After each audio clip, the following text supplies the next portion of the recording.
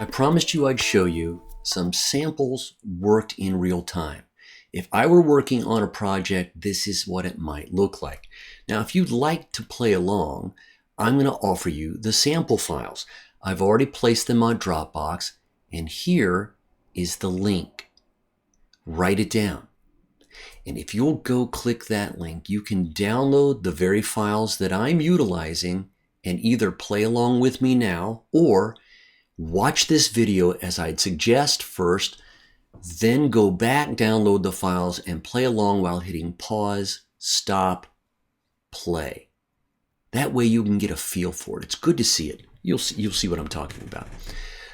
All right, we're in Lightroom, and I'm going to show you that I've got one image, little Hawaiian background here, and another image, a silhouette against some ocean waves. And if I were wise, I would take those photos. Now, it's time for me to head into the jungle of Photoshop. Why?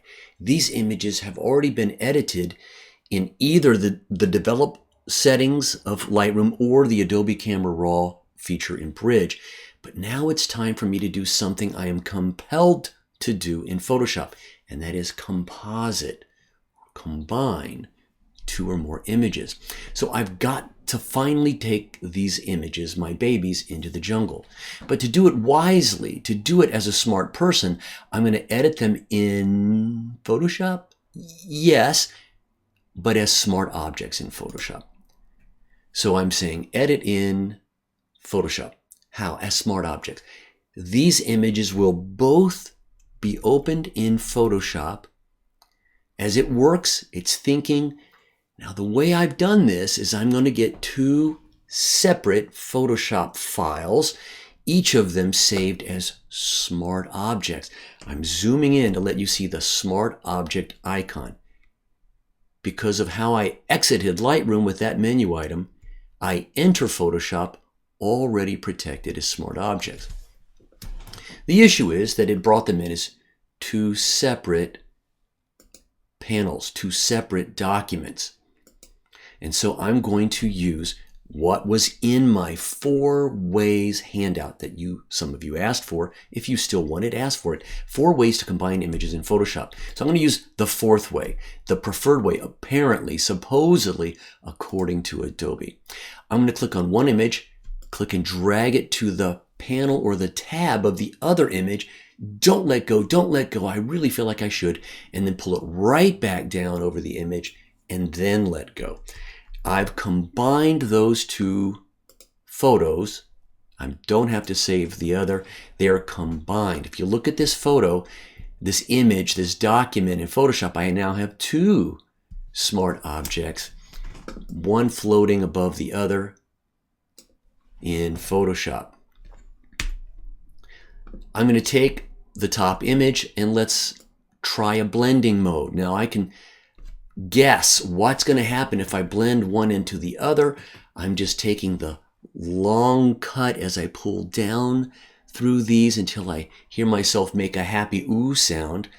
And there's a keyboard shortcut for that in Photoshop.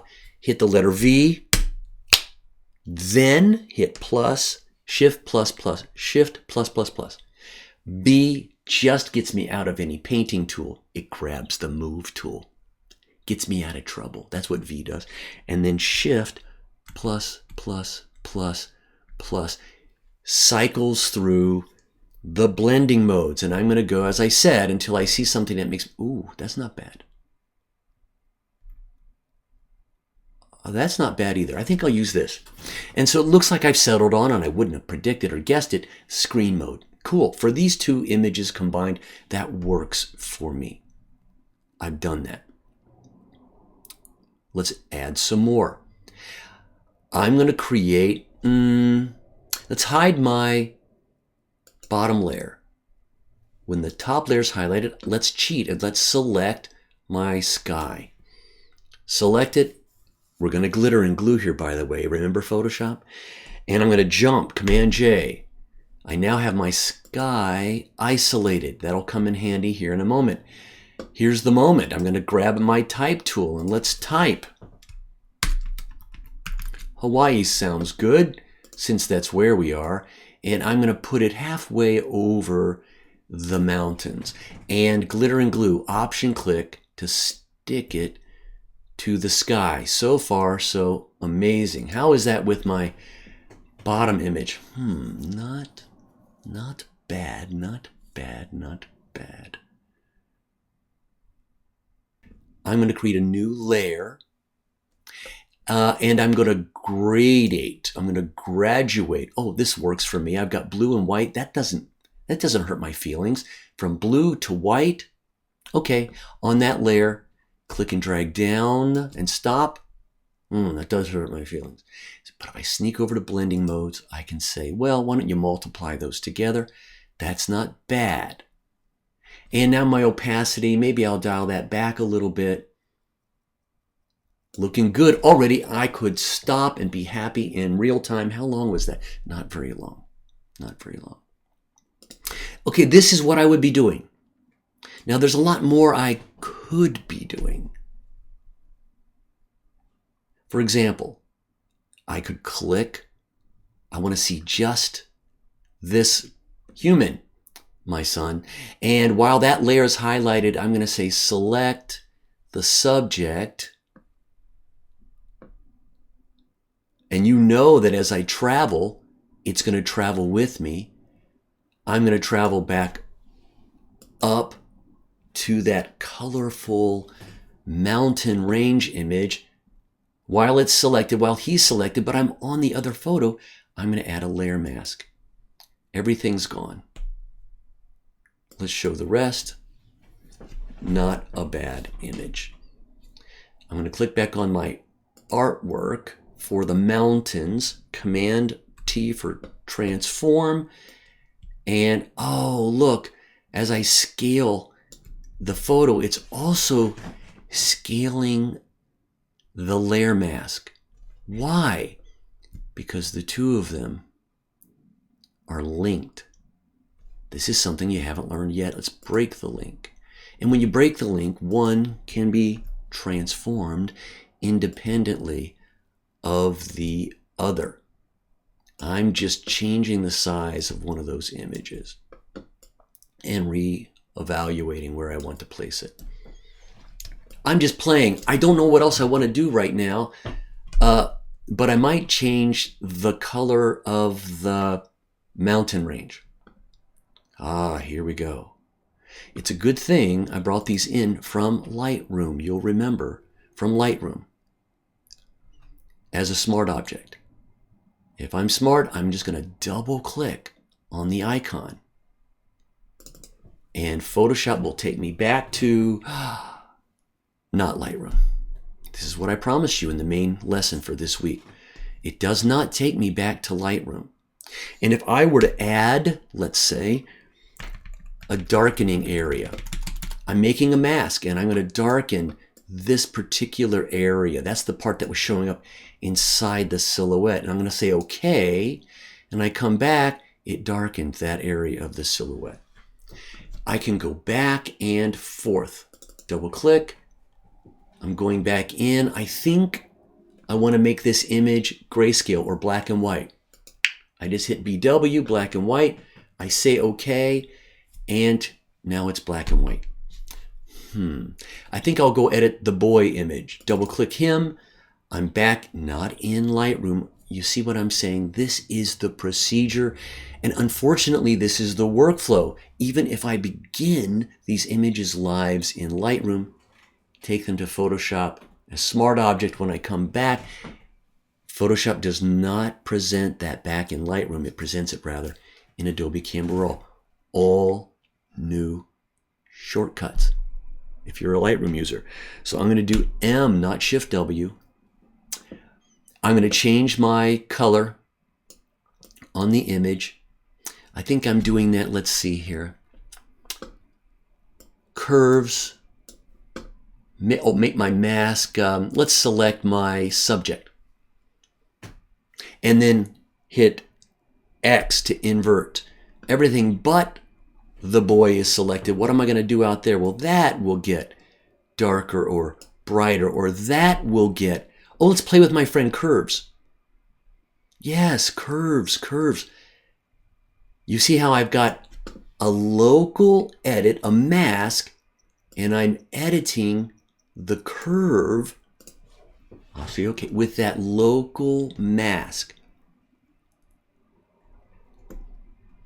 I'm done, time out, let's stop, take a deep breath. I'm going to quit Photoshop. I'm going to sneak back out to real Lightroom. Let's go to the Develop module. Oh, there's my curve, ready and willing. Let's create a mask, so Shift W, create a new mask of my subject is what I had done. Then I did Alt apostrophe to get everything but that's the area I'm interested in editing very precisely with my curve. The problem is you can't edit locally with the curve in Lightroom. In Lightroom, it's always global. Your curve is a global curve. I'm editing the boy as well, and that is a problem. I don't know why, but currently you can only use curves on a local selection in Adobe Camera Raw, even though it's the same engine that Lightroom uses. That's a nuisance.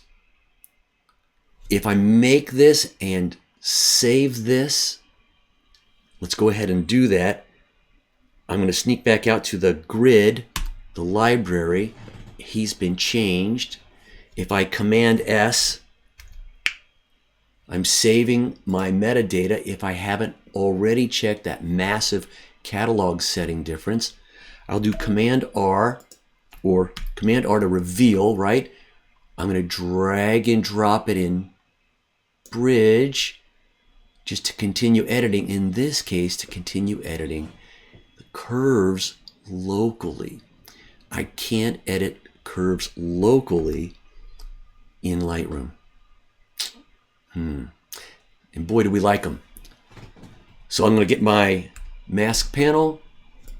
I saved my selection from Lightroom with Command S into my metadata. There's my art. I'm going to sneak down and find that the curve here can edit the background alone. Now you can see what I could do. I could blast it. Blasting is cool. I don't mind blasting, but I really like something called ghosting. And ghosting is where you take one side or the other of the curve and you drag it straight down. It doesn't completely obliterate it. It's sort of like translucent paper or tracing paper or onion skin. That's a very common trick with curves. Grab the edges and ghost it back. Done. Now, let me show you ghosting with another image. I've got an image. I'll just do the whole image. No, I won't, because I want to show again that I can make a selection locally, just here or there, just eyes, just face, just something, right? And play with the curves.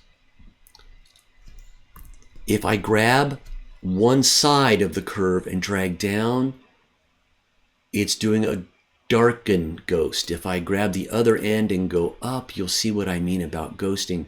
It just looks like it's tracing paper. It lightens all of it, and that's a nice background for some images. If I reset and I do not have a particular mask, instead I'm working globally everywhere at once, and I go to my curve panel. Let's go and adjust my curve by areas only or globally, grabbing an area, grabbing an overall, sliding curve points off by popping them off that rectangle, ghosting on either end. Ghosting is fun, but ghosting does something to my image that needs to be fixed. Ghosting in this method, with this method, eliminates my contrast. And so it's good to ghost, as I've done here. I've ghosted it back by dragging one end, and then it's good to click at the quarter tone marks and 3/4 tone marks and continue to create a little variation, a little difference. Push those away from each other a little bit, and that creates or reclaims your contrast in that ghosted image. I'm going to save this as a snapshot, as a ghosted image, and then go ahead and open that in Photoshop as an object. And I might add that as a third layer on top of that artwork that we had already created. Now I'm going to open for us, for you, the very sample files that I've Dropboxed. So under the File menu, open Recent, my sample for Smart Objects. This is the actual file that I worked on, that I created with all of its component parts, that you can dissect and or start from scratch with the very two images. I've given you the composite image in Photoshop. I've also given you the two raw files that you might import into Lightroom and play, as I did in this video, or use Camera Raw if you prefer. Next layer. Why does it look that way? Because I chose the lighten or screen modes for that look. There's my sky jumped. There's the text Hawaii glitter and glue sticking to the sky. I've got a little curve action going on Hawaii. Oh wait, it's going on more than Hawaii. You might want to fix that. Right now I'm darkening or brightening everything, but if I tell the curves layer that it also acts as glitter, Option or Alt click between the two, now it only sticks to whatever, the sky. See the underline? There's the sky. Curves. Curves. Super contrasty there. It's great to play with curves for quite some precision. All right, that's your file. I'm going to drag and drop that ghosted version on top of the other file. Fun. Let's say multiply, which hides or ignores white. I'm getting caught here on this edge. I'll add a layer mask, paint with black on that edge so that I don't have to see or get caught as that edge was created. There we go. Compositing images, a valid reason to take your images into Photoshop, but you want to do it smartly from Lightroom, smartly from Adobe Camera Raw. The glitch is when I double click wisely and go back into the original and want to make a change. It doesn't take me back into Lightroom, even though it came from there. It takes me back through Adobe Camera Raw. I have to learn new keyboard shortcuts. I've already told you have to choose. Now the choice is completely yours, of course, but I want you to see all the variables before you make your informed choice. That's it for bonus 2. Download the files, play along. If you have any questions in this final week, be sure you get me your question via email by Wednesday night for the final Yours Day video. Bonus 3 coming right up.